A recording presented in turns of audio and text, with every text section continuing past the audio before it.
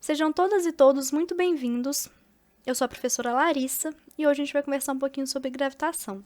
A gente vai olhar para essa imagem clássica de Newton, sentado sobre uma árvore, quando uma maçã cai em sua cabeça e ele tem uma ideia brilhante. E vai entender um pouco dessa ideia brilhante que ele teve, ou tentar. Brincadeira, a gente vai conseguir sim.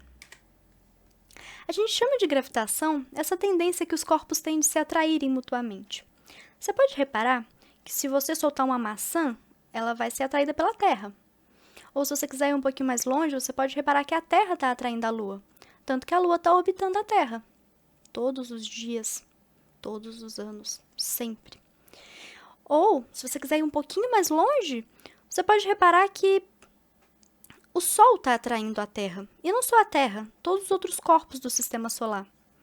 Mas talvez uma coisa que você não tenha reparado é que, assim como a Terra atrai uma maçã, você também atrai uma maçã. É, tipo, você que está me ouvindo. E talvez agora você esteja meio confuso se perguntando por que quando você vai no hortifruti você não fica todo colado de maçãs, né? E essa é uma questão muito boa, sabe? Por que a força de atração da Terra sobre a maçã é maior que a sua força de atração sobre a maçã? E eu te adianto que é porque essas forças obedecem uma lei. Essa lei ela foi proposta por Newton e ela se chama Lei da Gravitação de Newton.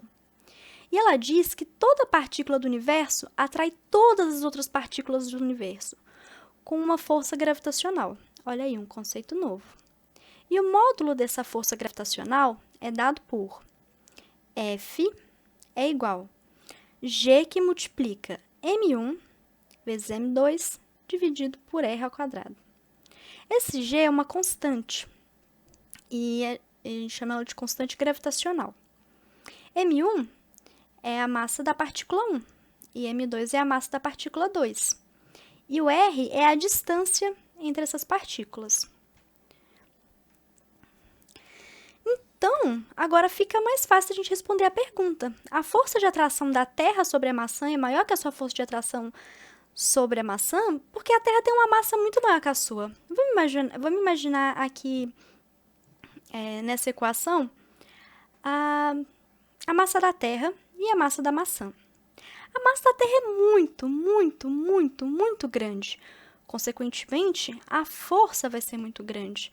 Agora, a sua massa, com relação à da Terra, ela é muito pequenininha. Então, a força vai ser pequenininha. Então, quando você for no hortifruti, como você já deve ter reparado, as maçãs não vão ser atraídas para você. Mas tem um porém.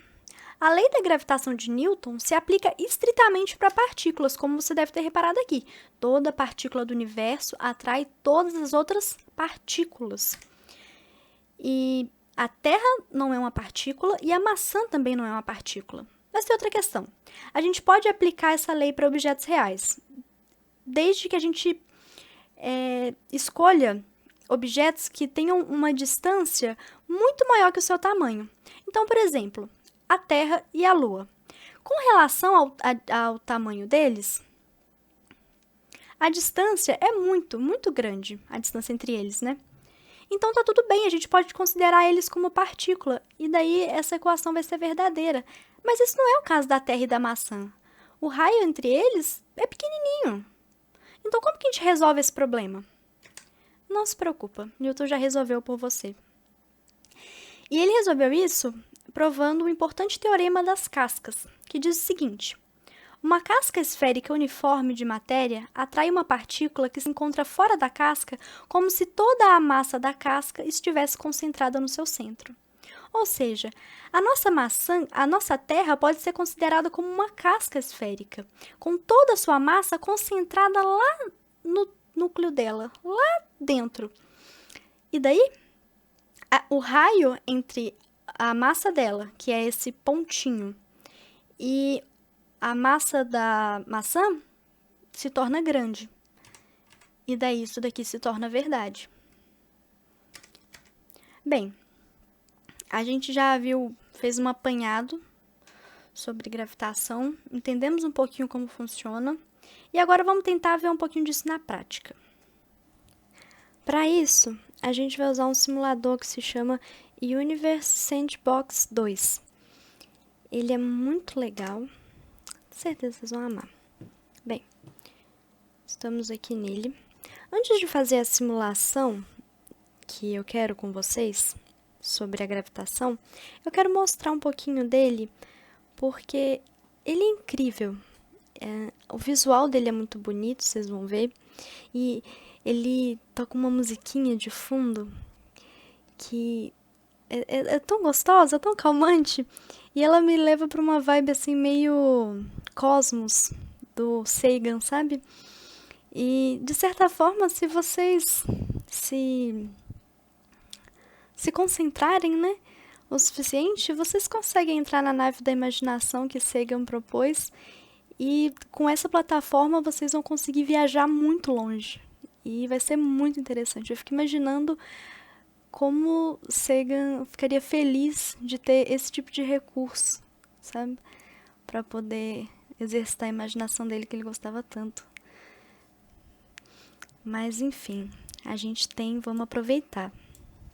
Bem, primeiro eu quero mostrar para vocês algumas coisas nele. Vou mostrar um sistema solar.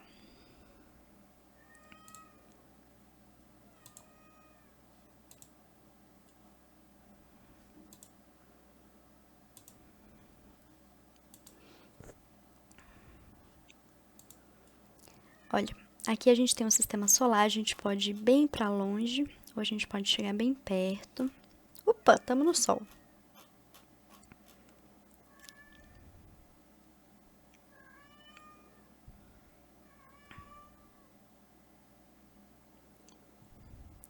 E tem uma coisa muito interessante que a gente pode clicar num corpo celeste que a gente quiser e vai aparecer aqui informações sobre ele. Então aqui me fala tudo que eu quero, tudo que eu preciso saber sobre Marte. Isso é muito legal, é muito rico. A gente pode chegar pertinho de Marte também. E é com isso que se parece Marte. Que está girando, obviamente. E a gente pode fazer isso com absolutamente todos os planetas aqui, com todos os corpos, né? Chegar pertinho deles, ver. Enfim, e é muito bonito, né? Olha só que coisa linda. O plano da eclíptica, muito bonito. Mas uma coisa interessante, a gente estava falando sobre gravitação, né? E sobre a força gravitacional que o Sol exerce sobre a Terra e sobre todos os outros planetas. E graças a ela, olha só como é organizado, como é bonito, como é simétrico, até certo ponto. E o que vocês acham que aconteceria se a gente decidisse, sei lá, se por algum motivo o Sol simplesmente sumisse do sistema solar? Se é ele que mantém toda essa organização que a gente conhece. Bem, a gente pode fazer isso aqui. A gente tem essa ferramenta. Vamos excluir o Sol. Opa! E vamos ver o que acontece.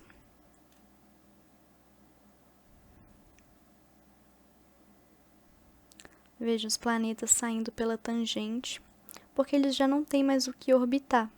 Aquela força tão grande que tinha ali no centro, que fazia tudo orbitar em volta dele, saiu. E agora eles se dispersam por aí. Muito interessante, né? Bem, além do nosso sistema solar, tem diversas outras coisas que a gente pode fazer.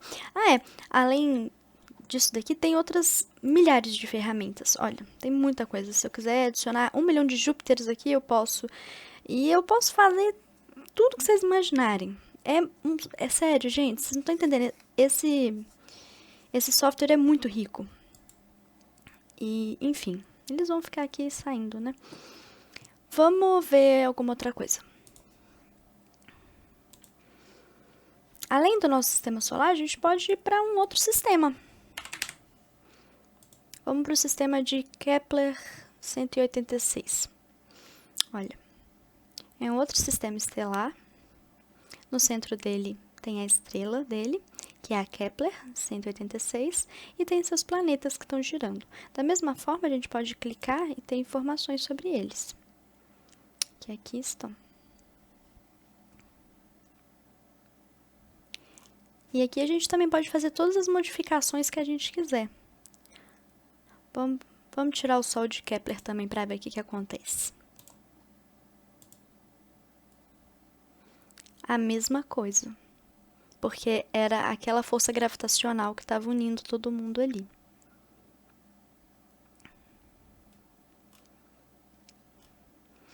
Bem, é isso. Eu vou deixar para vocês explorarem e se encantarem com as belezas. E agora vamos dar uma olhada na nossa simulação.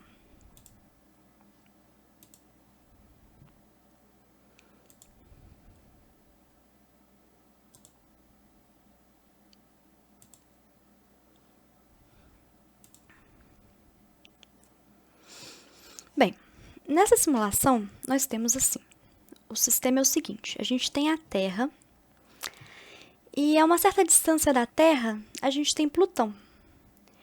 Na outra direção, só que a mesma distância, a gente tem uma abóbora. E a pergunta é a seguinte, se a gente soltar esses dois, eles vão em direção à Terra, isso a gente sabe, porque a Terra é massiva, então a força gravitacional dela vai ser grande, vai puxar eles. Mas quem vai chegar primeiro? A abóbora ou Plutão? Tem como a gente saber disso antes de ver essa simulação? Tem. Mas vamos ver a simulação e depois a gente pensa em conta.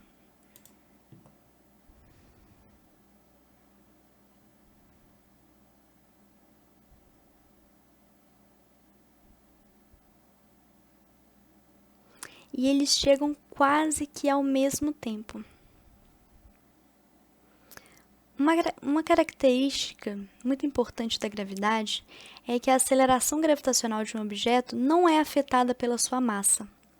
Então, não importa que a massa de Plutão é muito maior que a da abóbora. Eles estão sofrendo a força gravitacional da Terra, porque eles estão a uma distância igual da Terra.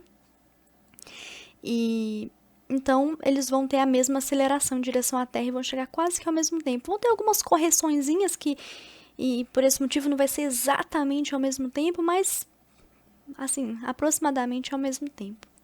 Mas vamos estudar isso aqui com as equações com a equação que a gente encontrou hoje, para ver o que a gente encontra. Bem, a gente tem da nossa equação da força gravitacional que F é igual a G, M1, M2 sobre R2. E a gente tem da segunda lei de Newton que F é igual a M vezes A. Aqui, vamos considerar que a gente está pensando na abóbora. Vamos calcular a aceleração da abóbora. Então, esse M1, A1 aqui, é a massa da abóbora, a aceleração da abóbora. A mesma coisa aqui, esse M1 aqui é da abóbora. Bem, a gente quer encontrar a aceleração, então vamos igualar essas duas equações.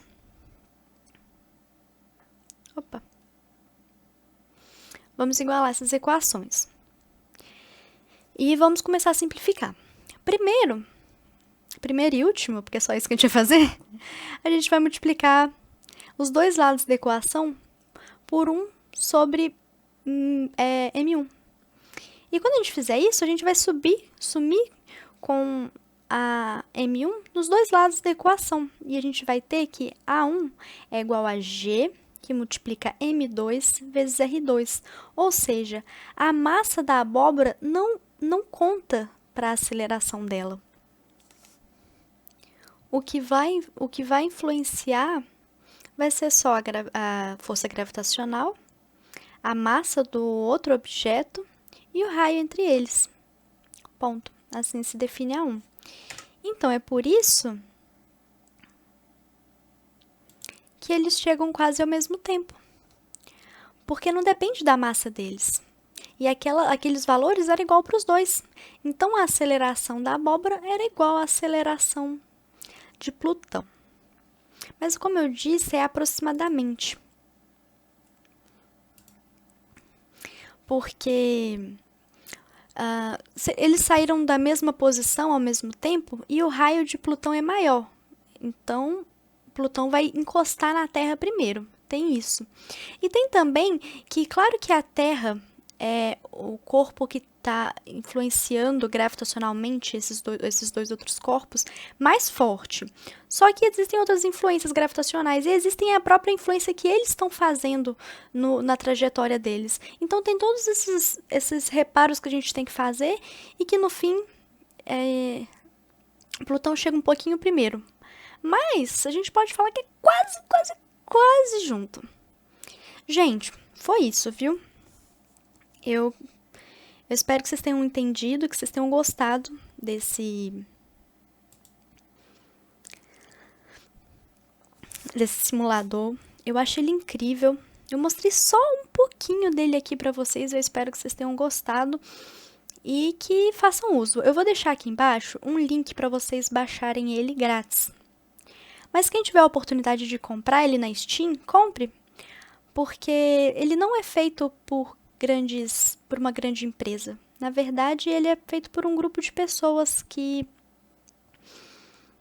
tinha esse desejo de fazer um software tão completo e se empenhou e fizeram. E eles ganham a vida dessa forma. Então, se tiver a oportunidade de comprar, compre. Mas se não tiver, eu vou deixar aqui um link para você baixar ele grátis. Ok? Espero que vocês tenham gostado. Já falei isso tantas vezes, né? E aproveitado bastante.